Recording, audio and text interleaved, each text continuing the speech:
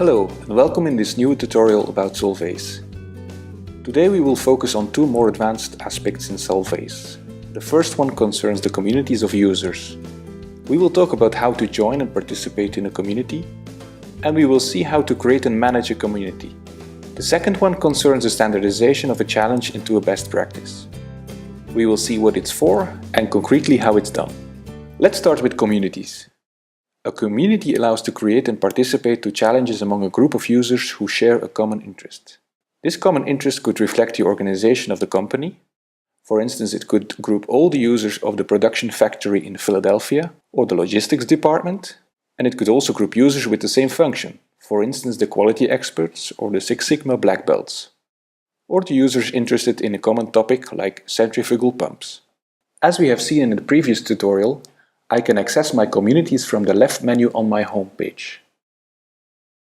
I have two communities here. And I can search for communities using the Advanced Search screen in the Communities tab. I can search for all communities to which I have access, to the communities which are the most active, or in the communities to which I am a member. In the All Communities view, I can see communities in which I am a member and other communities. On the community preview, I can see the site and the working language of the community. This can be important in a multinational and/or multilingual environment. Using the button on the right, I can join a community. In this case, the community is a private one, so if I click to join, an email will be sent to the community administrators who will be able to approve or refuse my request to join this community. The community can also be public, in which case I will be immediately a member of the community. When clicking on the name of a community, I am redirected to the community homepage. Here I can create a challenge within this community. It's noteworthy that if a challenge is created within a community and that community is removed afterwards, the challenge itself will not get deleted. It will still be available to its creator and its named participants, but it will no longer be visible to users who had access through their membership to the community.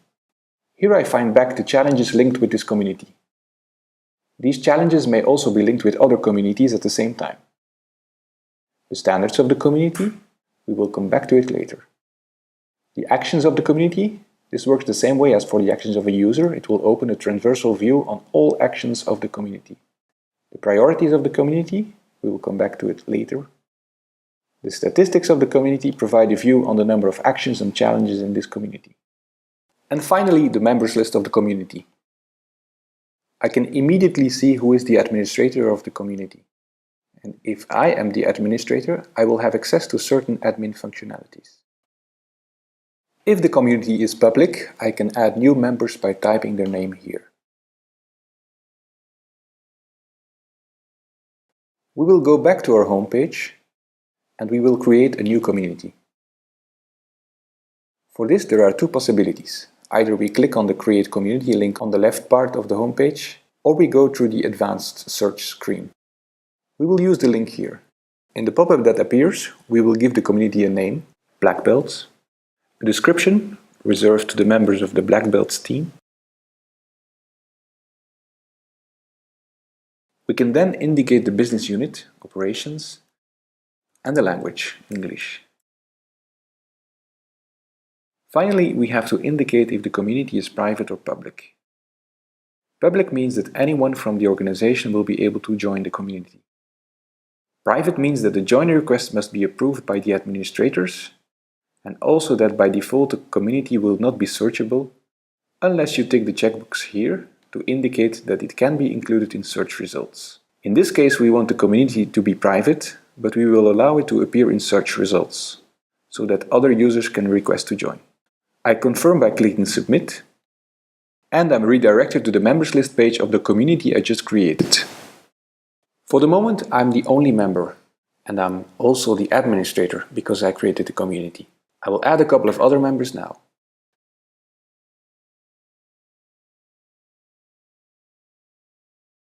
When I hover the mouse over another member, an options menu appears in which I can remove the member from the community. And I can also set this user as administrator. There can be multiple administrators in the same community, but there must always be at least one administrator. I can withdraw the administrator rights from this user for as long as there remains at least one administrator in the community. Finally, as an administrator, I can click on the Cox button here to delete the community or to modify the parameters. We will come back now to the management of priorities within the community.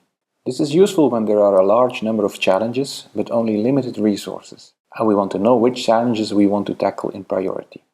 We will head over to a community with quite a number of challenges, and in the left menu we will click on Priorities.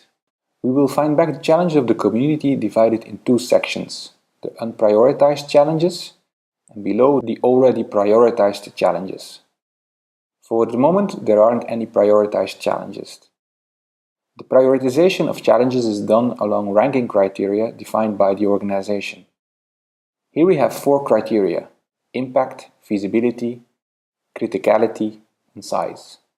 The number of ranking criteria may vary depending on your organization's preferences, and the type of ranking criteria may also be different. We can have 2 criteria, 6 or none. The evaluation of a challenge along these criteria is done within the challenge editor page, by moving the sliders in the context section of the right panel, like we can see here. We can find back for each challenge a graph which represents the score of this challenge on these criteria. The type of the graph varies depending on the number of criteria. We can sort the challenges ascending or descending on each of these criteria. When we hover over a challenge, a button on the right enables us to set the priority. In order to avoid conflicts of priority between communities, this priority is set for the challenge itself and not just or only for the community in which the priority was set. When we click, a drop-down with possible priorities appears. This list may also vary from one organization to the other. We set the priority to high, and the challenge moves to the section with prioritized challenges, and we see here the high priority we just set.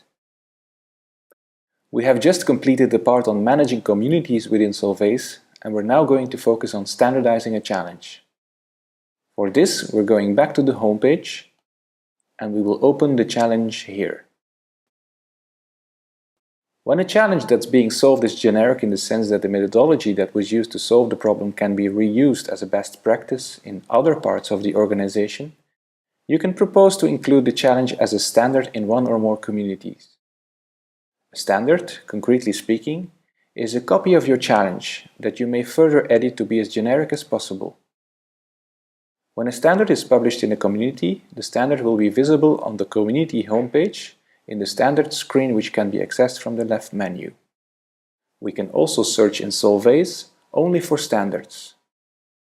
In order to create a standard, we click on the menu which contains the name of the root node and click on Standardized Challenge. In the window that pops up, we can select the elements we need. On the left we have the structure. Here we have just one structure, but there can be many. On the right we see the elements associated to the challenge, attached documents, actions, comments. We can select to import or not each of these elements in our standard. The last option allows me to delete the current challenge after creating the standard. In the event that we want to create a challenge which is exactly the same as our current challenge, we can remove the current challenge to avoid having identical challenges in the database. When I do so, and I confirm here, and click on Standardize, the current challenge will be permanently deleted. I click on the button, and I'm redirected to the editor page for the standard I just created. Here I can edit the standard just like I would do when editing a normal challenge. For instance, I'm going to remove the node vibrations. And I'm going to replace HP by high pressure in order to make it as general as possible. And in order to be interesting at this stage, I'm going to add some recommendations. For instance, installing upstream pressure measurement,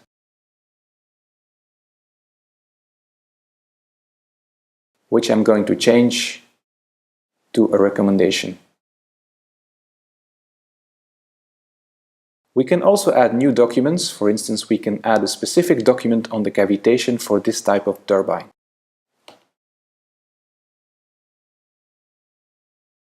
When we have completed the modifications to our standard, we are going to propose its publication into one or more communities. For this, we go back to the menu here and select the last option, Propose Standard into a community.